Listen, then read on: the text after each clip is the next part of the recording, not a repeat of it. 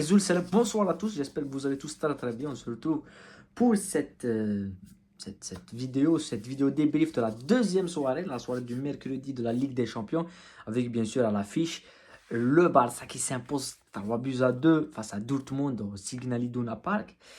Dans un match comme celui, comme celui du Real Madrid d'hier, le même score, 3 à 2 pour le Real à l'Atalanta et aujourd'hui 3 à 2 pour le Barça à Dortmund. Un match dont, peut-être dans les différentes caractéristiques, ce qui va peut-être donner beaucoup plus confiance au Barça, c'est vu plutôt pas mal de difficultés concernant cette équipe du Barça durant les derniers matchs de Liga. En Champions League, je les sens beaucoup plus relâchés. Je ne sais pas pourquoi, mais je sens une équipe du Barça avec beaucoup plus de relâchement, pas vraiment de préoccupation. Ils sombrent pas souvent qu'en Liga. On les a vus face au Celta, face au Betis, face à la Sociedad.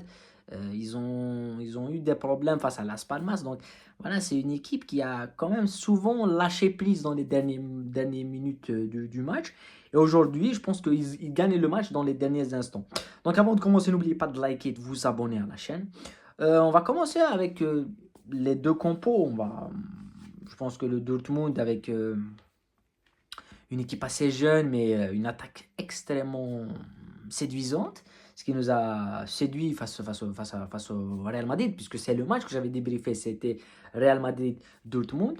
D'un autre côté, on a eu quand même, oui, Ben Sebaini dans l'équipe du Borussia, Schlotterbeck, Emily Can et dans l'axe. On a eu Sabitzer et Nemecha au milieu de terrain, mais cette attaque qui me plaît beaucoup avec Duranville sur le côté, Gitane avec Raina dans l'axe comme numéro 10 et Guirassy en numéro 9, buteur.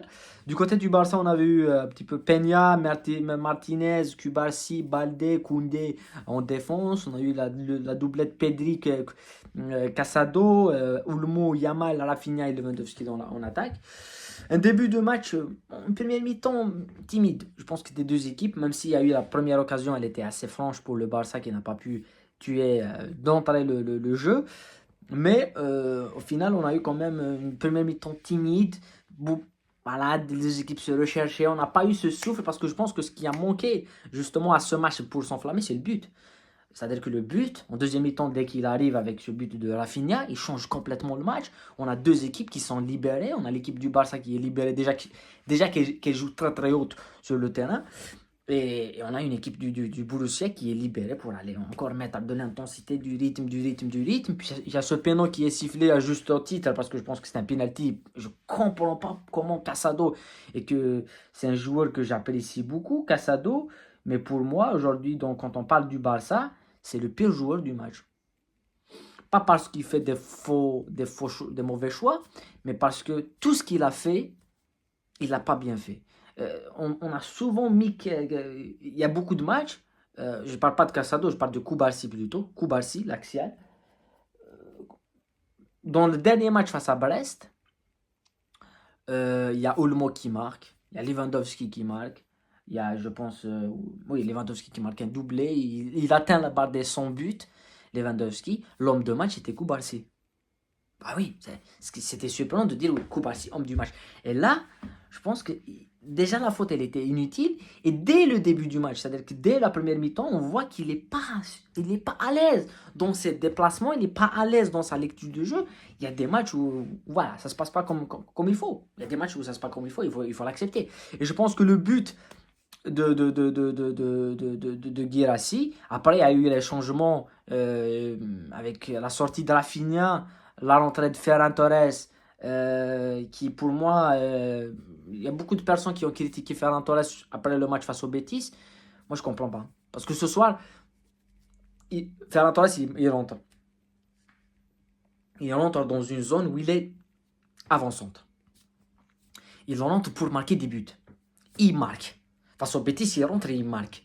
Après que l'équipe encaisse, c'est pas de sa faute. On va critiquer la défense, on va critiquer le système défensif, on va critiquer le bloc haut peut-être. On va pas critiquer celui qui marque les buts. Et ce soir, il marque un but. Et derrière, il y a une faute monumentale. Le piège à hors-jeu qui tombe à l'eau. Et une nouvelle fois, Koubarsi, il est dans le coup parce qu'il voit le joueur qui peut. Le piège à hors-jeu ne fonctionnera pas parce que tu vois que celui qui t'a mis hors-jeu, c'est pas celui qui va prendre le ballon. Parce que l'autre qui va prendre le ballon n'est pas hors-jeu. Et tu le vois devant toi. Pourquoi tu continues à faire cette ligne d'hors-jeu? Et donc, derrière, il y a le deuxième but. Et après, il y a le troisième but avec une récupération assez basse du Barça pour une transition rapide. Pedri qui cherchait Yamal, une petite touche, voilà, une élégance parfaite pour Ferran Torres qui met doublé de Ferran Torres, 3-2 pour le Barça. On a vu un match assez beau, mais ce qui me saute aux yeux dans ce match-là, c'est la fragilité du système de jeu défensif du Barça. On en a souvent parlé. J'ai pas eu l'occasion de débriefer le Classico et tout ce qui, voilà, vous savez tout ce qui a suivi ce match-là. Mais je pense que au Classico, il y a le but refusé pour Mbappé. Si le but est accordé, c'est pas le même match. Je sais qu'avec Dessy, on refait le monde, c'est vrai, mais souvent, c'est quand même un système de jeu qui peut poser des problèmes. Et que dès l'entame du match, tu sais que tu vas rater des buts. Et aujourd'hui, pour moi, le Lewandowski n'était pas au niveau. Voilà. Mais le Barça, ça gagne. Et c'est là où on doit retenir la chose la plus importante dans un match de foot, c'est de gagner. Et je pense que cette équipe a montré des failles, certainement, défensivement, mais offensivement, il y a de la qualité. Moi, ce qui me dérange avec cette équipe, c'est le refus des fois d'aller vers l'avant. C'est-à-dire que tu vois, Yamal, il a du talent, il a tout, il a devant lui un seul joueur. Pourquoi il ne le provoque pas? Parce que je pense que s'il le provoque, il passe. Automatiquement, il passe et il va créer des situations et il va marquer, il y aura des pénaux et tout. Mais des fois, on joue avec le recul frein, on attend et tout. Et ça, je pense que c'est pas dans l'intérêt du Barça de jouer comme ça. Moi, je pense que c'est pas dans l'intérêt du Barça. Voilà, et il faut qu'il joue un peu mieux. Voilà. Et en tout cas, la meilleure note côté Barcelone, je pense que c'est soit Yamal, mais pour moi, c'est Ferran, parce que Ferran est rentré, il met un doublé. Ah ben oui, qu'est-ce que tu veux dire de plus de ça? Ça, c'est pour le Barça. On va maintenant dire un mot sur les autres matchs de la Ligue des Champions, avec principalement City, Manchester City, sur les 7 matchs, je pense. Je pense que sur les 8 derniers matchs, une seule victoire et 7 défaites. Ce soir, une défaite à la Juve de Thiago Motta. Ça, au classement, ils sont 22e. Ils joueront le PSG durant le prochain match. Le PSG qui est 25e. Celui qui perd, il est éliminé. Ça peut passer. Le PSG peut se faire éliminer. City peut se faire éliminer de la Ligue des Champions.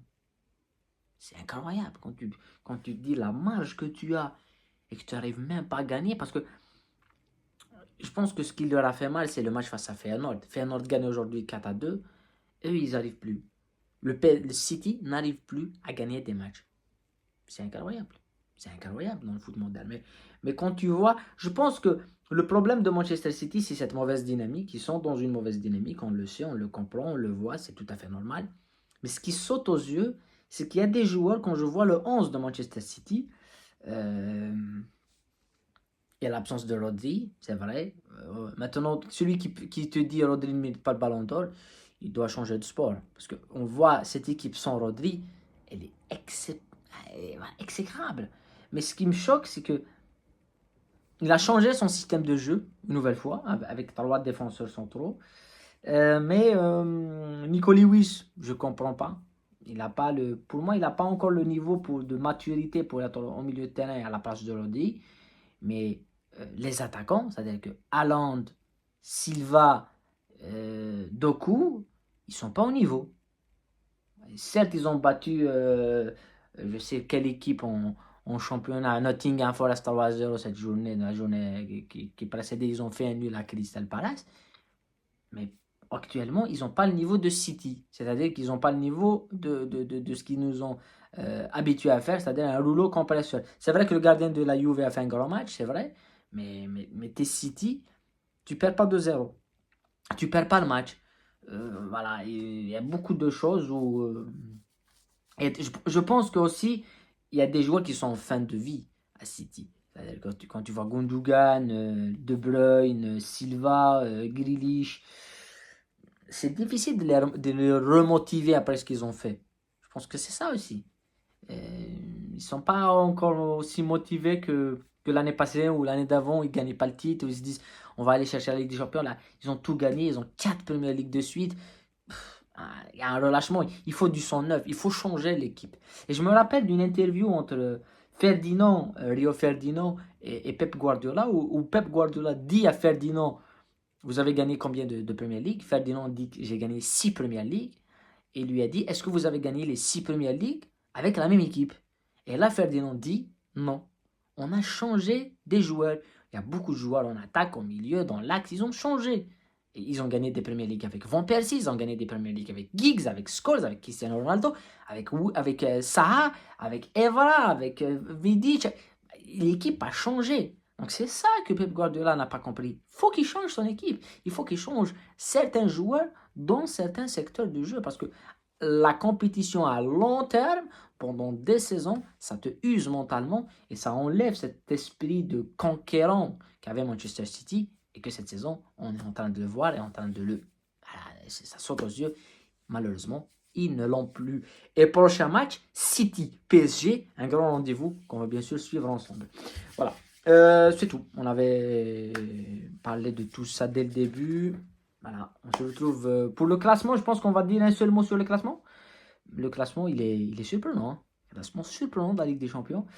Avec bien évidemment Liverpool en tête de cette Ligue des Champions avec 18 points. Le Barça deuxième avec 15 points, unique deuxième. Et puis tu as quand même 4 ou 5 clubs avec Arsenal, Leverkusen, Aston Villa, l'Inter, Brest, Lille, 2 clubs français dans le top 8 qui ont 13 points.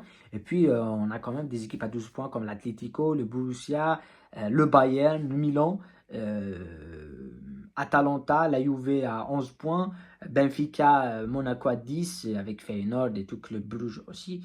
Et puis tu as le Real Madrid à 9 points, 20e, Celtic 9 points, City 9 points, 22e, le PSV 8 points, 8 points pour le Dynamo Zagreb et 7 points pour le PSG qui est actuellement éliminé de la Ligue des Champions. Prochain match, PSG Manchester City. On va assister quand même à quelque chose d'exceptionnel. Prenez soin de vous, la paix sur vous et on se retrouve très très bientôt pour d'autres vidéos, d'autres débriefs. Demain, soirée Europa League, on va parler de quelques matchs de l'Europa League. On va débriefer la soirée de l'Europa League et de la Conference League avec bien sûr le match Astana-Chelsea et d'autres matchs bien sûr en Europa League. Prenez soin de vous, la paix sur vous.